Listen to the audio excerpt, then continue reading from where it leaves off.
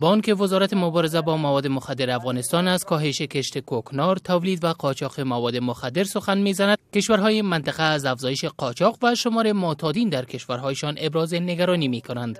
وضعیت کنونی نگران کننده است و برای از بین بردن این پدیده ما با چالش‌های فراوان به شمول ناامنی، کمبود بودجه، نبود هماهنگی لازم میان کشورهای همجوار، پایین بودن ظرفیت‌های کاری در راستای مبارزه با این پدیده، نبود تجهیزات برای پلیس مبارزه با مواد مخدر و نبود شفاخانه‌های مجهز مواجه هستیم.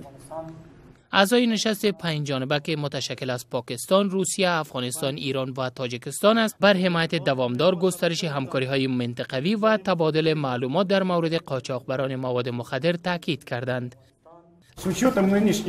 وی میگوید با در نظر داشت واقعیت‌های امروزی ایجاب می‌کند تا تمام جریانات مالی ناشی از مواد مخدر در افغانستان به خصوص برای تمویل توریسم را مسدود کرد.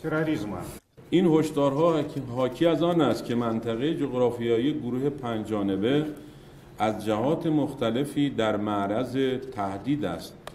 این خطرات نه تنها ادامه همکاری 5 جانبه را یادآوری می‌نماید، بلکه ضرورت غیرقابل اجتناب همکاری‌های گسترده و عملیاتی را مورد تایید و تاکید دارد. نماینده پاکستان در 7مین نشست 5 جانبه مبارزه علیه مواد مخدر حضور نداشت. وزیر مبارزه با مواد مخدر افغانستان میگوید طرحی را به ریاست جمهوری ارائه کرده که با تطبیق آن کشت کوکنار کاهش یافته، این منبع وارداتی مخالفان مسلح خشکیده، آگاهی عامه ازدیاد پیدا کرده، میزان مصرف کننده ها پایین آمده و سبب ایجاد راه بدیل برای دهقان خواهد شد.